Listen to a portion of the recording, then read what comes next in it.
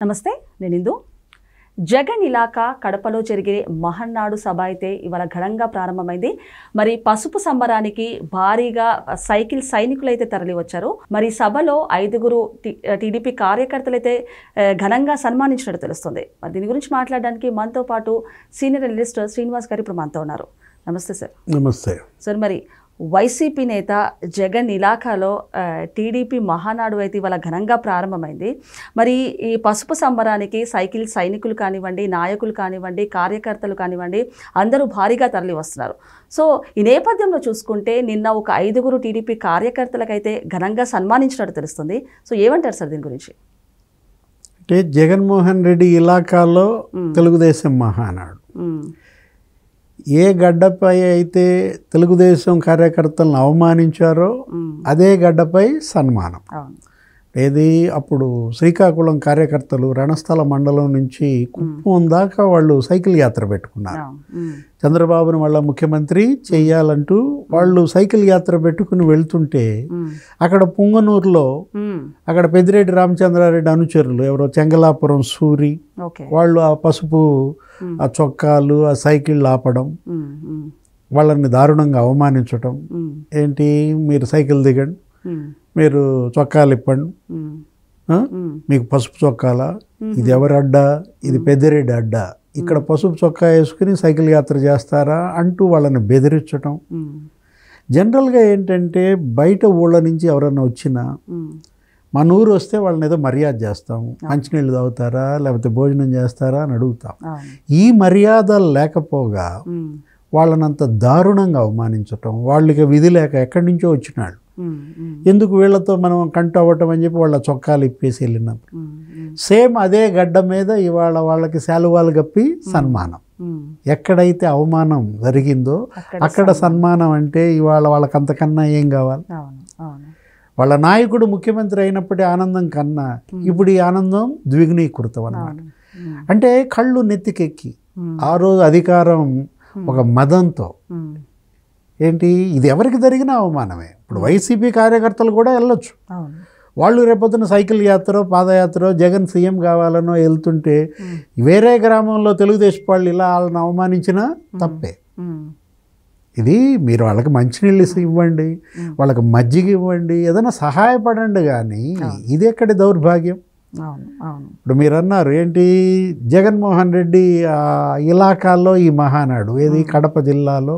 కడప అంటే వాళ్ళకి కంచుకోటగా అప్పట్లో వైఎస్ రాజశేఖర్ రెడ్డి, వివేకానంద రెడ్డి, లేకపోతే జగన్మోహన్ రెడ్డి. అంటే ఇక ఇప్పుడు కడప జిల్లాలో వైసీపీ యుగం సమాప్తమైందా? మొన్న ఎన్నికల్లో మనం చూసాం ఏది కేవలం 3 సీట్లు మాత్రమే వైసీపీ చావు తప్పి కన్నులొట్టబోయినట్టుగా బయటపడింది. ఒకప్పుడు కడప జిల్లాలో ఉమ్మడి కడప జిల్లాలో తెలుగుదేశం పార్టీకి 1 సీటే ఉండేది, అదేదో పొద్దుటూరో ఏదో గెలిచేవాళ్ళు. అంటే మొత్తం 10 సీట్లలో 1 సీటే తెలుగుదేశంకి వచ్చే జిల్లా ఇప్పుడు 7 సీట్లు మరి తెలుగుదేశం గెలిచిందంటే అసలు మొత్తం రాయలసీమ. ఆ రోజు జగన్మోహన్ రెడ్డికి రాయలసీమలో అసలు నీరాజనాలు పలికారు. అంటే 52 సీట్లలో 49 సీట్లలో గెలిపించారు. అంటే తెలుగుదేశాన్ని 52 సీట్లలో 3 సీట్లే గెలిచింది. ఒకటి చంద్రబాబు, 2 పయ్యావుల కేశవ్, 3 బాలకృష్ణ. అంటే కుప్పం లేకపోతే ఉరవకొండ, హిందూపూర్, ఈ 3 నియోజకవర్గాలే తెలుగుదేశం గెలిచింది. మొత్తం 49 జగన్ని గెలిపిస్తే అతను రాయలసీమకి ఏం చేశాడు? అతను కర్నూలు రాజధానిగా పెడతానని చెప్పి న్యాయ రాజధాని అని భ్రమలు కల్పించి అమరావతిని చంపేసి అటు విశాఖకి ఏమీ చేయలేదు, ఇటు రాయలసీమకి ఏమీ చేయలేదు. ఇప్పుడు ఏం జరిగింది? దాని ఫలితం మరి 49 సీట్లతో నెత్తిన పెట్టుకున్నాళ్లే ఇవాళ 7 సీట్లకు పరిమితం చేశారు. 52 రాయలసీమ సీట్లలో జగన్మోహన్ రెడ్డి పార్టీకి 7 సీట్ల. సో అదే రాయలసీమ గడ్డపై ఇవాళ 5 లక్షల మందితో కూడా మహానాడు సభ అయితే ఘనంగా జరగబోతుంది సార్. మరి ఇవాళ సో ఏమంటారు దీని గురించి? అంటే ఇవాళ అదొక పండుగ. ఏది మహానాడు అంటే తెలుగుదేశం పార్టీకి అదే జవం జీవం. అది ఒక రకంగా చెప్పాలంటే ఎన్టీ రామారావు హయాం నుంచి కూడా ఆ 3 రోజులు ఒక కోలాహలం. అవును. ఏది 27, 28, 29 ఆ ఎన్టీఆర్ జయంతి కూడా వస్తుంది అదే సందర్భంలో. మొత్తం అసలు రాష్ట్ర వ్యాప్తంగా కార్యకర్తలు తరలొస్తారు, పసుపు జెండాలు, ఇక భోజనాలు, ఒక కోలాహలంగా ఒకళ్ళనొకళ్ళు పలకరించుకోవటం, అదొక కుటుంబం. అవును. ఏది తెలుగుదేశం అంటేనే ఒక ఫ్యామిలీ అట్మాస్ఫియర్. అక్కడ అధినేత బాస్ కాదు, అక్కడ కార్యకర్తే బాస్ అన్నమాట. ఇప్పుడు ఈరోజు ఆ మహానాడులో అదే చర్చ. ఏది కార్యకర్తే అధినేత. ఏదో ఒక 6 సూత్రాలు ఏదో తీసుకున్నారు. సూపర్ 6 హామీలాగానే పార్టీలో కూడా ఒక సూపర్ 6 అనేది పెట్టుకుని, ఏది తెలుగు జాతి విశ్వఖ్యాతి అని, లేకపోతే స్త్రీ శక్తి అని, సోషల్ ఇంజనీరింగ్ అని. ఇప్పుడు ఇది ఏది క్యాడర్ ఈజ్ ద బాస్. ప్రభుత్వంలోనేమో ప్రజలే ముందు అని వెళ్తున్నారు, అంటే పీపుల్ ఫస్ట్. పార్టీలోనేమో కార్యకర్తే ముందు, అంటే క్యాడర్ ఫస్ట్ అనేటటువంటి దీంట్లో వెళ్తూ లోకేష్ ఏదో ఒక రూల్ కూడా ఒకటి తీసుకొచ్చాడు. ఏది 3 సార్లు ఒక పదవి చేసుంటే అతను ఆ పదవి నుంచి వైదొలగాలి, ఇంకా వేరే పదవి తీసుకోవాలి, కానీ ఆ పదవిని పట్టుకుని వేలాడకూడదు, మరో వ్యక్తికి ఆ పదవికి అవకాశం కల్పించాలి అంటూ త్యాగం చేయటం, ఇతరులకు కూడా ఆ పదవులు అందేలాగా చేయటం అనే ఒక ప్రిన్సిపల్ తీసుకొచ్చారు. ఇప్పుడు దాని ప్రకారం తను కూడా ఇవాళ 3 సార్లు జాతీయ ప్రధాన కార్యదర్శిగా ఉన్నాడు కాబట్టి ఆ సాక్రిఫైస్ తనతోనే బిగిన్ అన్నాడు. ఇంకా నేను మరోసారి జాతీయ ప్రధాన కార్యదర్శి పదవి తీసుకోనన్నాడు. ఇప్పుడు వాట్ నెక్స్ట్? ఏది మరి లోకేష్ మరి మనం చూసాము, ఏది ఇవాళ తెలుగుదేశమే లోకేషే తెలుగుదేశంగా అతని ఎదుగుదల. గత 10 ఏళ్లలో చూసినట్లయితే అతను 2009లో మేనిఫెస్టో రూపకల్పనలో ప్రధాన పాత్ర. ఏది క్యాష్ ట్రాన్స్ఫర్ స్కీమ్ అనే ఒక స్కీమ్ పెట్టాడు. అదే ఇప్పుడు ఈ నగదు బదిలీ పథకం. అప్పట్లో లాటిన్ అమెరికా, బ్రెజిల్ ఆ దేశాల్లో అతను చదువుకుంటున్నప్పుడు స్టాన్ఫోర్డ్లో ఇదంతా అతను పరిశీలించి ఇక్కడ కూడా ఇది పెడదాం, ఏది ఈ బియ్యం పంపిణీ లేకపోతే ఇంకా వేరే రూపంలో వీళ్ళకి సహాయం అందించడంలో జరుగుతున్నటువంటి అవకతవకలు అరికట్టాలంటే నేరుగా బ్యాంకు ఖాతాలో ఆ డబ్బు వేసేస్తే తను ఆ డబ్బుతో చదివించుకుంటాడో లేకపోతే ఆహారం తెచ్చుకుంటాడో వైద్యం ఇచ్చుకుంటాడో, ఇలా క్యాష్ ట్రాన్స్ఫర్ స్కీమ్ అనే దానికి అతనే రూపకర్త. తర్వాత దాన్ని మన్మోహన్ సింగ్ దేశం మొత్తం అమలు చేశారు వంట గ్యాస్కి నగదు బదిలీ. ఇప్పుడు అసలు అది అన్ని పథకాలకి అదే అమలు అవుతోంది. జగన్మోహన్ రెడ్డి చెప్తుంటాడు బటన్ నొక్కా. ఈ బటన్ నొక్కా అనే ఆ స్కీములకి ఆది పురుషుడు ఎవరన్నమాట? లోకేష్ అన్నమాట. ఇప్పుడు లోకేష్ని వర్కింగ్ ప్రెసిడెంట్ చేయాలి అనే ఒక డిమాండ్ ఇప్పుడు తీర్మానం పెడతారంటున్నారు. మొన్న జరిగిన మినీ మహానాడుల్లో అందరూ అదే డిమాండ్ చేసినట్టున్నారు. మరి చంద్రబాబు దానికి సిద్ధంగా ఉన్నారా? ఎందుకంటే ఇవాళ యువగళం పాదయాత్ర ఇవాళ తెలుగుదేశం పార్టీ గెలుపుల్లో క్రియాశీలకం.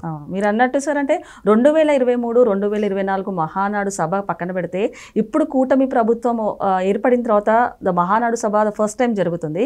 సో మరి ఈ సభలో కూడా, అంటే సభ తర్వాత కూడా లోకేష్ గారికి కీలక పదవులు కూడా ఇచ్చే అవకాశం ఉందంటూ కూడా కొన్ని వార్తలు వినిపిస్తున్నాయి. సో ఏ విధంగా చూడొచ్చు సార్ దీన్ని? అదే ఇప్పుడు ఈ వర్కింగ్ ప్రెసిడెంట్ ఇవ్వాలి అంటున్నారు. ఓకే, ఇప్పుడు వర్కింగ్ ప్రెసిడెంట్ అంటే ఇక్కడ మనం చూసాం తెలంగాణలో బీఆర్ఎస్ చంద్రశేఖరరావు అధ్యక్షుడిగా, కేటీఆర్ వర్కింగ్ ప్రెసిడెంట్గా నడుస్తోంది అక్కడ ఆ పార్టీ.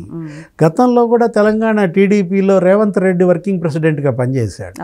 అప్పుడు రమణ పార్టీ అధ్యక్షుడిగా తెలంగాణకు ఉన్నప్పుడు వర్కింగ్ ప్రెసిడెంట్గా రేవంత్ రెడ్డి ఉన్నాడు. అట్లా ఇప్పుడు ఇతనేమో మరి తెలుగుదేశం జాతీయ ప్రధాన కార్యదర్శిగా 4వ సారి ఉండనంటున్నాడు. అతనికి పార్టీలో ఇవాళ పదవి వర్కింగ్ ప్రెసిడెంట్ ఇస్తారా? లేదు, అసలు వర్కింగ్ ప్రెసిడెంట్ అంత కలిసి రావటం లేదని అసలు అధ్యక్షుడే చేస్తారా? ఎందుకంటే ముఖ్యమంత్రిగా చంద్రబాబు ఇవాళ బిజీ, ప్రధాని మోడీ ఆయన అక్కడ మరి ఎన్డీఏ ప్రభుత్వంలో ఈయనే కీలక పాత్ర. అటు కేంద్ర స్థాయిలో వికసిత భారత్ ఏది విజన్ 2047 ఆ ఇంప్లిమెంటేషన్లో కానీ ఆ డాక్యుమెంటేషన్లో కానీ వాళ్ళ చంద్రబాబుదే ప్రధాన పాత్ర. ఇక్కడ కూడా స్వర్ణాంధ్ర 2047 అటు ప్రభుత్వంలో ఆయన సమీక్షలు, ఆయన అన్ని మరి వయస్సు 75 ఏళ్ల వయసులో ఇన్ని బాధ్యతలు గతంలో మనం చూసాం. 2014-19 అటు ముఖ్యమంత్రిగా ఇటు పార్టీ అధ్యక్షుడిగా ఆ దీంట్లో ప్రభుత్వానికి ఎక్కువ ప్రాధాన్యత ఇచ్చి పార్టీని నిర్లక్ష్యం చేశారని ఆయన పైన ఒక నిందపడింది. దానివల్లే ఆయన ఓటమి పాలయ్యారు. రాష్ట్రాన్ని అభివృద్ధి చేశాడు, అమరావతి కట్టాడు, పోలవరం కట్టారు, కానీ ఓడిపోయారంటే కారణం పార్టీని కార్యకర్తని పట్టించుకోలేదన్న ఒక విమర్శ. వాటన్నిటికీ సమాధానంగా ఇవాళ క్యాడర్ డిమాండ్ చేస్తుంది. ఏమని? లోకేష్ని ప్రెసిడెంట్ చేయమని అడుగుతున్న నేపథ్యంలో మరి చంద్రబాబు క్యాడర్ మాట మన్నిస్తారా, దానికి అనుగుణమైన నిర్ణయం తీసుకుంటారా? ఎందుకంటే క్యాడర్ ఈజ్ ద బాస్ అంటున్నారు. వాళ్ళ కార్యకర్తే అధినేత అయినప్పుడు మరి కార్యకర్త మాటకి మరి విలువ ఇవ్వాల్సిన బాధ్యత అధినేత పైన ఉందన్నమాట. ఇప్పుడు ఎన్టీఆర్ ఆయనదొక యుగం, ఒక 12 ఏళ్ళు. చంద్రబాబు ఈయనదొక చరిత్ర ఏంటి, 30 ఏళ్ళుగా తెలుగుదేశం పార్టీ అధ్యక్షుడు ఉన్నాడు. 30 ఏళ్ళు అంటే ఒక జనరేషన్. ఇంకా ఆ జనరేషన్ అయిపోయింది. ఇప్పుడు కొత్త జనరేషన్ వస్తుంది. 30 ఇయర్స్ మరి ఆయన పార్టీ అధ్యక్ష బాధ్యతలు మోసినందుకు మరి కృతజ్ఞతగా ఆయనకు ఒక సన్మానం చేసి మహానాడులో ఆయన్ని గౌరవాధ్యక్షుడిగా పెట్టి లోకేష్నే అధ్యక్షుడిగా రేపటి మహానాడు తీర్మానం చేస్తుందా? సో ఇప్పుడు చూసుకుంటే విపక్ష నేత జగన్మోహన్ రెడ్డి గారి ఇలాకాలో ఇది జరగబోతుంది సార్. సో దీని గురించి ఒక ఉత్కంఠ కానివ్వండి, భారీ అంచనాలు కూడా ఉండబోతున్నాయి. సో ఈ మహానాడు సభ తర్వాత ఎలాంటి మార్పులు చేర్పులు ఉండబోతున్నాయి అంటారు సార్? అంటే ఒకటి, సంస్థాగతంగా తెలుగుదేశం పార్టీలో ఒక కొత్త తరం. ఇప్పుడు యువనాడుగా చూడాలి దీన్ని. ఏది? యువజన నాడుగా చూడాలి. మనం చూసాం యువగళం అనే పాదయాత్ర అసలు ఆంధ్రప్రదేశ్ చరిత్రను మార్చేసింది. అసలు నాకు ఇక ఓటమి లేదు, మరో 30 ఏళ్ళు నేనే ముఖ్యమంత్రి అన్న భ్రమల్లో ఉన్న జగన్మోహన్ రెడ్డిని 151 స్థానాల్లో ఉన్నాడని 11 స్థానాలకు తెచ్చింది అతని పాదయాత్ర, యువగళం. పాదయాత్రతో అతని నాయకత్వాన్ని అతను రుజువు చేసుకున్నాడు. మంత్రిగా అతను అనేక అవార్డులు పొందాడు. ఇవాళ విద్యాశాఖ మంత్రిగా పనిచేస్తున్నాడు. ఎన్నో సంస్కరణలు తెస్తున్నాడు. అతని సామర్థ్యం అతను రుజువు చేసుకున్న నేపథ్యంలో మరి లోకేష్కి మరి అధ్యక్ష పదవి ఇస్తారా, లేకపోతే కార్యనిర్వాహక అధ్యక్ష పదవి ఇస్తారా? మరి కార్యకర్తల డిమాండ్కి చంద్రబాబు తల ఒగ్గుతాడా? జనరల్గా చంద్రబాబు ఏంటి అన్నీ నానుస్తారు, తర్వాత చూద్దాం అంటారు. మరి ఇది కూడా తర్వాత చూద్దాం అంటారా? ఓకే సార్, నమస్తే.